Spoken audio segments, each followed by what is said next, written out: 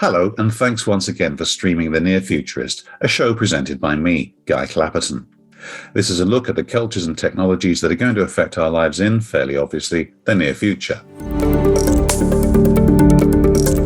But first, a quick note to remind you that this podcast now has its own LinkedIn group. It only took me just over 3 years to think of that. So if you'd like to join, feedback on the podcast, make suggestions for future topics, or just chat, you'd be more than welcome. Just search LinkedIn for Near Futurist Podcast, or just my name. That's Guy Clapperton if you're new. Actually, it's Guy Clapperton if you've known me half a century, whatever. So to today's episode. The pandemic did not destroy the education system as was widely predicted by so many, but that's not to downplay the battering many students took. Work from home became study from home for them, and individual faculties alongside governments struggled to keep pace with the massive changes this brought about. So where to next, and what needs to be changed? To discuss this, my guest has a focus on driving digital, cloud and AI skills development and digitally transforming education systems worldwide as they adopt new approaches to teaching, learning and administration. She's worked with more than 100 countries at all levels of their system, from teachers at faculty level through to ministers of education, as they develop their vision, strategy, skills, programs, and roll out digital transformation. Now, you might have guessed at this stage I'd been nicking someone's LinkedIn profile again, but she'll do a better job of introducing herself. She is Director of Transformation and Skills at Microsoft, and her name is Alexa Joyce. Alexa, welcome. Thanks, Guy. It's a real pleasure to be here with you today. We can fix that.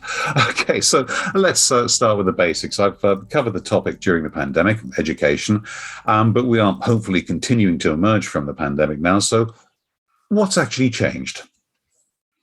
Obviously, as we went through the pandemic, all of the education systems across the world, even those in quite challenging circumstances, rapidly looked to digital tools as a way to ensure that learning could continue in whatever form that took during the lockdowns which took place across the world. And during that time, we saw that there was an evolution from what I would call emergency digital pedagogy, which was pretty much teachers sending emails or having very basic communication with parents and children to be able to send them assignments and homework to do from books that they might have had at home, to actually thinking about how do you create a really rich and collaborative learning experience online and keep a sense of community even when you're not together in the classroom. And as we've moved out of the lockdowns, what's been really interesting is that many systems have really sought to capitalize on the investments that they made in digital teaching and learning tools to make sure that they actually continue to be used in a meaningful way in the classroom. And so particularly interesting, I think, in primary and secondary education is that teachers have remained really intensive users of technology, I think in large part because they've realized actually it saves them a lot of time to share lesson plans or do administration and work together online compared to maybe traditional ways that they were interacting before. But also we're seeing that many students and many parents are really putting pressure on teachers and on schools to continue to use technology as well, because they've become much more used to using the tools, feel comfortable using them. And so where it makes sense in the classroom, want to see that continue. And I think what we want to also encourage from the technology industry side is that as schools and teachers and students have got used to using technology in a regular way in learning, is actually how do we take it to the next level? How do we ensure that it's more equitable, more personalized, more engaging than perhaps traditional usage of technology has been in the past? So I think that's really what we've seen in terms of change has been a move from what I would call basic use of technology, just replicating traditional ways of working, into actually more innovative ways of using technology for teaching and learning. Okay, so tell us a bit about yourself and your background. Microsoft must be well placed to work with, say, governments at scale. Sure. So my background, I've actually worked in the public sector for most of my career with education systems, actually outside of Microsoft. And so I worked a lot with ministries of education and with teachers. And I joined Microsoft about 8 years ago because I was impressed with the commitment that Microsoft has to the education sector. And Microsoft is really tuned in and listening closely to the needs of teachers and students. We work really hand in hand as we develop tools and services for schools so that they are secure, that they're adapted to classroom needs, that they are inclusive to different types of student scenarios and the types of usage that students might need to make of tools, recognizing that some students might struggle with reading and some might struggle with writing and some might struggle with listening. So ensuring that we build in inclusion and accessibility tools into the tools that we build is something where we need to partner with schools and with education systems to do that. And I think particularly during the pandemic, it was quite an interesting experience in some ways to almost be kind of first responders for education systems. We had ministries of education and schools calling us up saying, help, we need to go digital much faster. We need to get this all ready for 2 days' time when schools are going to close.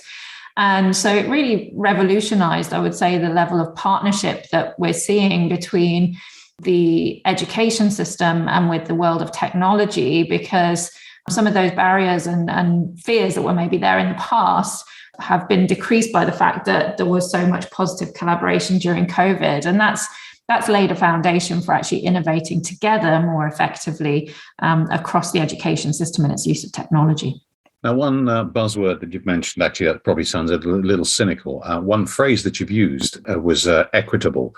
I read a lot about equitable education solutions from Microsoft. I'm just wondering what that actually means and perhaps in what way technology solutions can be non-equitable in the first place.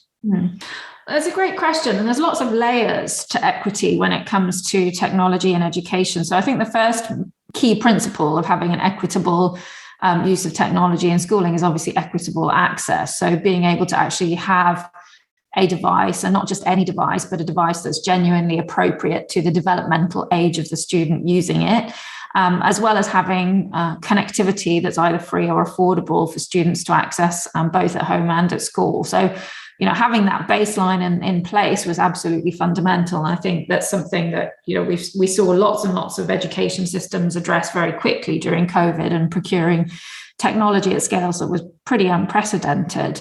We've also seen that schools want to continue to provide new devices which are more adapted to learning. And so our Surface team works closely on making sure that we make those devices available at price points that are affordable for schools so that they can continue to refresh and stay up to date in terms of the tools that they offer to their students. But then once you have those fundamentals of access and tool availability addressed, then it's actually thinking about what are the kinds of solutions, what are the kind of collaborative experiences, what are the online tools that teachers might be using with their students to support equity and to help students reach their academic and social potential. So that comes back to some of the things I mentioned before, being able to have platforms which can adapt to different reading levels, for instance. I mean, we have a tool called Immersive Reader and Reading Progress, which plugs into all of our Office suite, which enables students who struggle with reading to get access to simplified interfaces where they can read more effectively, where they can get definitions of words, where they can have words read out to them, so that they can adapt to the different reading levels of students in the classroom. And it's super, super important because we've seen since the pandemic that there's a bigger diversity in achievement levels in the average classroom today than there was prior to COVID. So finding ways to accommodate different needs, different levels within one classroom through the selection of appropriate tools to do that is something which is really critical to ensure an equitable learning environment.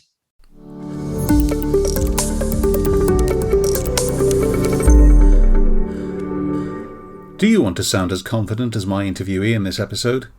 If you talk to the press or other media, are you worried you'll be misquoted, or they'll just publish their story and not yours? Clapperton Media Associates can help with coaching. Drop me a note, guy@clapperton.co.uk, and we'll arrange a time for an exploratory call. Now, back to the podcast.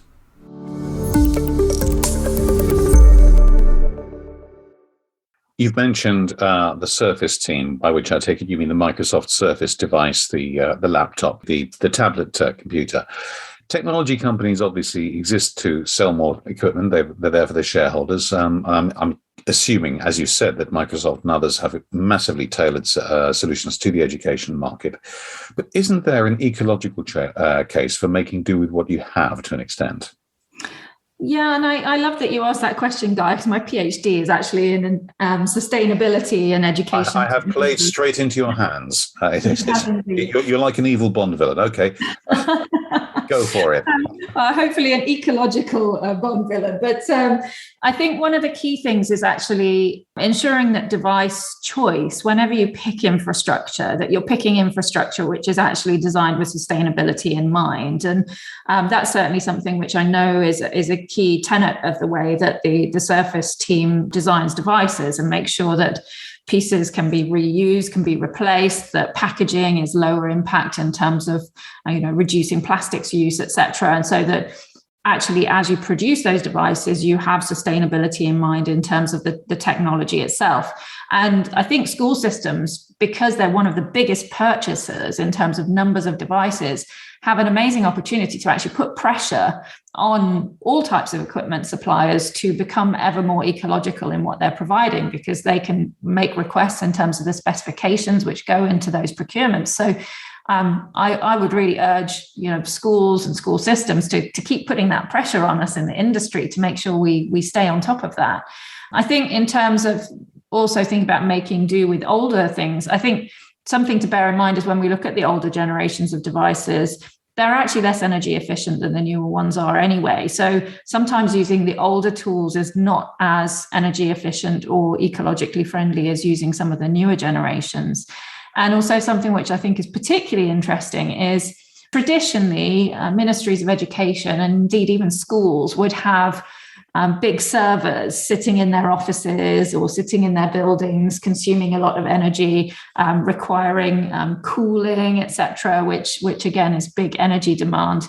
And actually, when you study the overall ecological impact of a cloud-based approach versus having individual servers sitting in lots of different schools, it's actually more impactful in terms of addressing climate change to switch to cloud-based approaches where you can scale down usage, you're sharing usage across lots of institutions versus having all of those machines sitting in different locations. So it's really about making sure that as you use technology, you do integrate those sustainability concerns into the way that you decide what you're going to use and what you're going to purchase.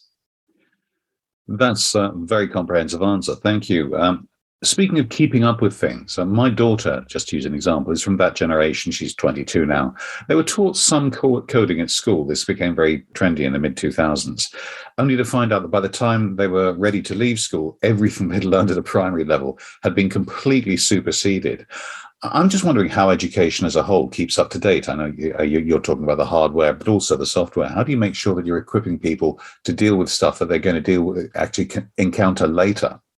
Yeah, so I think one of the key things to think about, and it applies as much to areas of biological science, for instance, as it does to technology. Some of the things that we learn in primary and secondary school turn out to be refuted by the research or have changed by the time that we graduate. And that's a natural impact of the world changing and the world evolving and scientists making new discoveries. So there's no real way that you can get around that. But I think when you speak about programming specifically, having any type of exposure to a programming language teaches you the logic of algorithms, the logic of the way that programming languages work. And you're able to then apply it to other programming tools as you get older. So for instance, back in the 80s, I learned BASIC on a ZX Spectrum, which had 48K of memory. But that stood me in good stead to be unafraid of trying out more sophisticated programming tools or using technology in my career in later life. So it's about getting exposure to whatever's appropriate at the time, while recognizing that, yes, 18 years later, once you finish university, it may not be the same programming language that you're using. But I don't think that that's a real issue. On the other hand, I do think that some of the challenges that we see is, particularly when you get to a more vocational level, as you get into higher education or the end of secondary school, there is a need to actually start to use tools which are more relevant to the job market, so that as graduates come out of university or come out of vocational learning pathways, that they're actually really able to go into a job and do the things that employers are hoping that they can do. So one of the key areas that we partner with education institutions on is this digital skilling area, where we provide up-to-date curriculum which universities and vocational schools and further ed colleges can integrate into their curriculum. It keeps up to date in terms of what's out there on the job market and prepares students to be able to graduate both with an academic qualification as well as an industry certification, so that they're definitely on top of what's really needed out there in the world. Again, that makes a lot of sense. But if I could put the counter argument, which is a counter argument to the argument I've just made, I realize we are talking a little bit as if people in society overall were adopting the newest technologies year in, year out. And that's what people are going to go and find in the workplace. My experience is in certain cases, they're not. Way outside the education area, I fully appreciate. We had a holiday quite recently, and some of the car parks in a coastal town centre we were visiting still needed coins from the machines. They wouldn't take apps or anything like that. We didn't have the right coins with us, so we had to go and park elsewhere. So I'm wondering if it's a little bit easy for us as technologists, as podcasters, as Microsoft, whoever we happen to be in this equation, to be in our ivory towers and assume that there are all these new technologies out there, where in fact, the truth is a lot patchier. You're absolutely right. I think we do see still, patchy adoption of technology. I think it wasn't the science fiction writer who said that, the future is here, just not everywhere. And I think when we look at what we need to do within the education system, we have a responsibility to make sure that it's as up to date as possible, so that young people going out into those jobs can become agents of change in society, so that we're using technologies in a way that are useful and user-friendly and more up-to-date. Because I think your experience of not having the right coins is a great illustration of where technology actually makes it easier for us to adapt and do things in the way that we need, versus the way that whoever installed the parking machines wanted us to do things. I think they've probably been retired for some time. But in terms of moving forward, I'm just wondering whether Microsoft has an overarching vision of how it's going to serve the education market. So ultimately, our aim in education is really to help students succeed, whether that's in their life or in their work. And we want to be a support to teachers, to educators, to decision makers, to the IT teams, to actually get things done with technology in a way that really unlocks new possibilities and allow all students to learn in a way that's best for them. So we don't want to impose an educational vision on the education system. That's the role of educationalists, who know a lot more about education than we do. But we can provide the tools and the technology that can help them do their job better. And we'll listen to them as we build our tools so that they're really responsive to their needs. Okay, and finally, where can listeners find out more about you and, of course, your activities? Microsoft Education obviously has its own webpage. There's a ton of great stuff on there. And there's a Microsoft Education blog as well, where you can keep up to date with all of the different tools we're releasing, as well as hearing from teachers and education leaders about how they're using technology in an impactful way in their systems. And then if you want to keep in touch with me personally, I'm there on Twitter, LinkedIn, and so on. I'm always happy to connect and answer further questions or get involved in any kind of issues around education and skilling. Alexa Joyce, Director of Transformation and Skills for Microsoft. Thank you very much for joining me. Thanks, Guy. And many thanks to you for listening. That was the Near Futurist podcast with me, Guy Clapperton. Don't forget to have a look at the website at nearfuturist.co.uk. And of course, you'd be very welcome in the LinkedIn group. I'll be back shortly. Thanks for listening.